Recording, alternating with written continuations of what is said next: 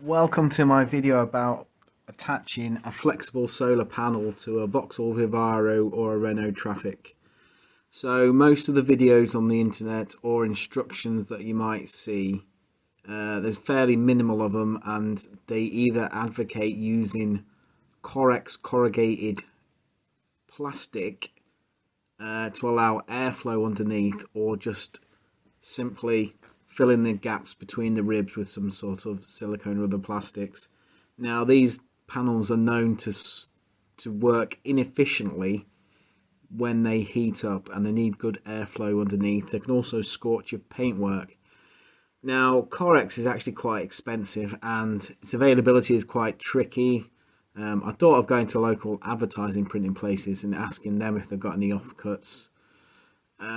But with the whole COVID situation, I was thinking of an easier way of attaching my solar panels. I also didn't really want to Silkaflex the panels to the van because, it's really hard to take off once you change your mind or changing the panel out. So what I come up with was actually using some heavy duty industrial strength Velcro. Now, I've used this successfully before, attaching a cup holder in my car where there wasn't sufficient space to actually fit my travel mug under the dash where the existing one was, and it actually worked a treat. It held on a full cup holder, mug, and approximately 350 millilitres of liquid upright, so there's some shear forces acting on it, with only about 5 centimetres of this stuff.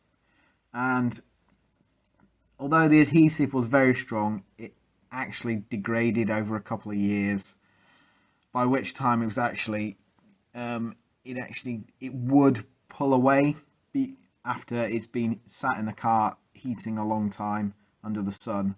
Although you could just stick it back on and then it would last the whole journey with a mug in it still.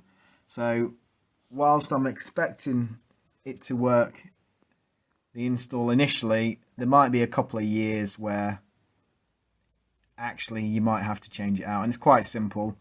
Once the Velcro, you pull it off, if you can pull it off, it leaves very little residue and you can just whack some more down. Now, it is quite expensive. I think in the project I've used 3 meters, and that's coming to cost at around about £30 to fit 2 panels on, so 6 meters in total. It's cost me about 30 quid. It's actually quite expensive, but the similar amount of Corex plus the sealant would have cost me that as well. So I'm not too aggrieved, and I do actually think there's quite a bit of scope for airflow under the panel, and it holds it off the panel nicely, 3 or 4 millimeters. So even the bits that are attached to the ribs are actually going to be insulated from the heat. Also, the ribs on the Renault Trafic roofs are actually curved, and there's a couple of tight curves in the places. Now, I have got a bit of Corex lying around, and I thought it was pretty inflexible, so the job it's going to actually do is going to be hard to get real good Silkaflex coverage.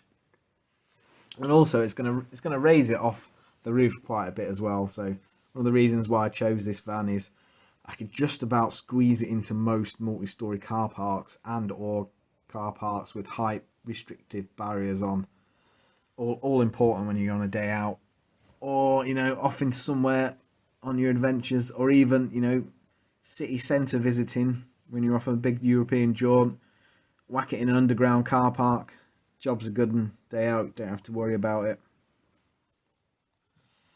So initially, I was only going to have the one panel, and I did order the one panel. And when I was laying it up against the ribs on the Trafic, it didn't really sit nicely between the ribs layout as they were. So I offered it up longitudinally instead of transversely, and you know what? It was just the right length to start and finish on a rib, with enough ribs in between to stick it down. So job's a good one. Stuck one down, ordered another one off the internet, so I've now got double the charging capacity Also, to add to the install, what I've done is create a little spoiler at the front just to deflect any wind that might catch it, or any water ingress that are going to be driven in by driving hard in rain. Whilst the adhesive is water resistant, I wouldn't say it was waterproof, so you know, and that's probably the best place on the panel that you want to protect from the water, because the wind's going to try and rip off that leading edge if it gets under it.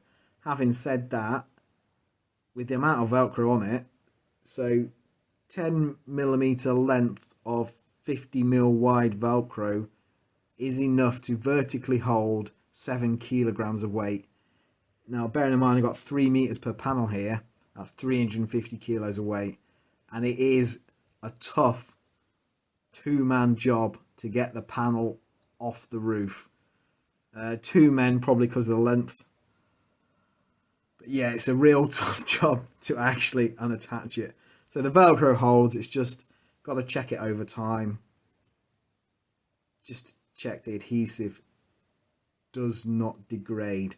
If it does, it's an easy job. Whip it off, put it back on.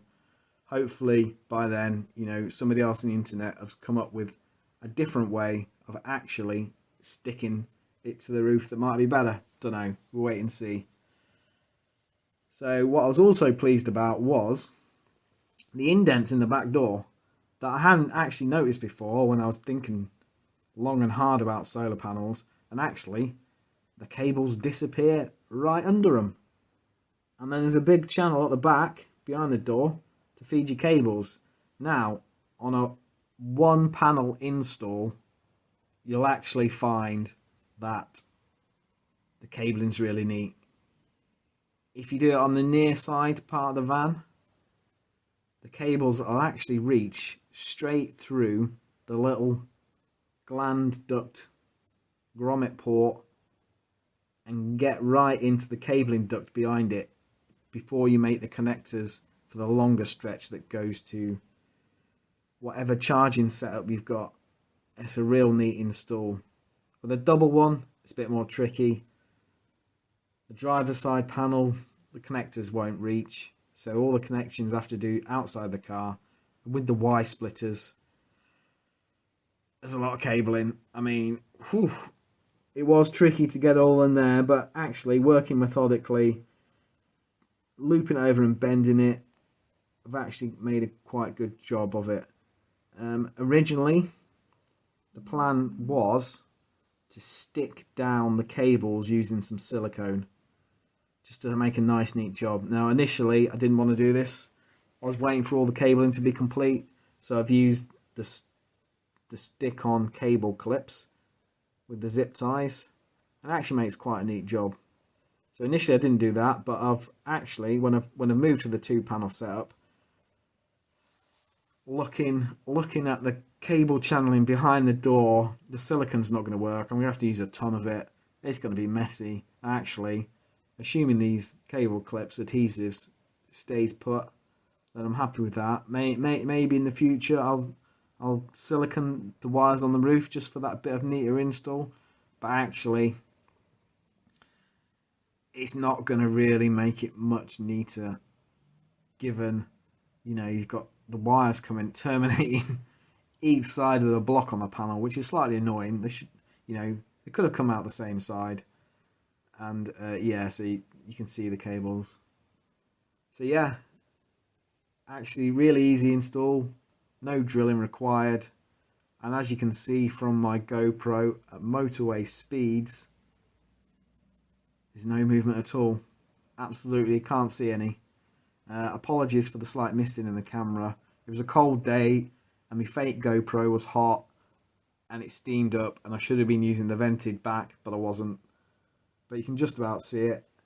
Not a single fleck of movement.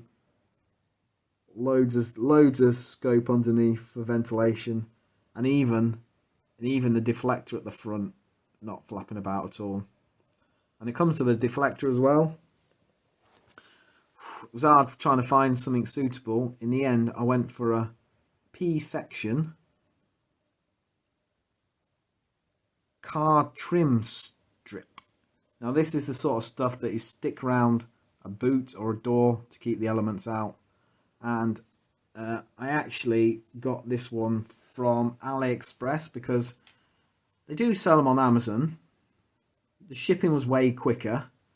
They were twice as expensive on Amazon, but what I really wanted was 3M glue. I didn't want cheap glue.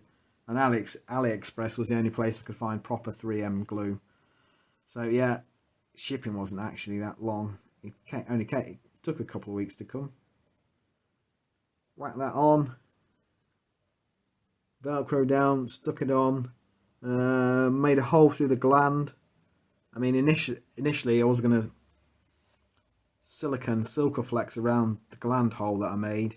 But on my first install, I wanted to weather tight it. Used what I had. What I had was a glue gun, hot glue gun. Quite a good quality one. The cheap ones don't work. Hot glue gun around it, and actually, it's made a really good seal. So, you know, if there comes a point where I've got an open tub of silicone going, I'll take the hot glue off because it's not actually flexible, and put that in. The wire's not going to move anyway. Yeah, I'll use that if I've got some open, but I'm not breaking open a 5's with the silicone just for that. Might add a little bit of Vaseline around it just for that extra watertight, or even a bit of grease. But yeah, job's a good one. In terms of visuals, from the top it looks pretty good. I was especially looking for the all black panels, seeing as I've got a silver van and black windows. I didn't want a white board around, and they're actually hard to come by. I've been tracking on Amazon quite a while, quite a few, but they all look like Chinese panels. Same on eBay, weren't particularly cheap. Then all of a sudden, found some on Low Energy Supermarket. So that's a UK shop selling loads of PV and other solar and other low energy products. Looked quite reputable. Bought it from them. When it turned up, they were custom made for low energy. So hopefully, they've got a good quality of build there. And I was happy just immediately buying another set.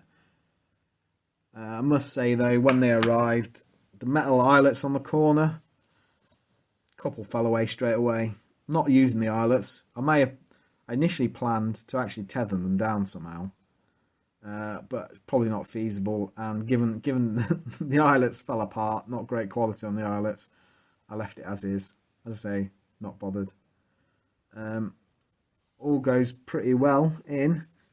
Easy install. As I say, no drilling required. Fits in nice and neat.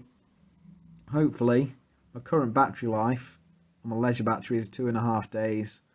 Hopefully with these panels, I'll get half a day's worth of electricity per day charging it, which should increase me range to 3 to 4 days without charging it. And so, given that I need to drive for 3 hours to charge my leisure batteries up, it's actually quite significant. I'm happy with that. So, you know, if you guys want to have a go at copying me, please be careful what you're doing. I'm not going to be liable for any solar panels flying off the top of your van and causing an accident. So I would actually advise having some sort of tethering system and or more Velcro. But, you know, this is what I've done. It's no advice to you. Give it a go if you want to. And hopefully this is some good information. Thanks a lot.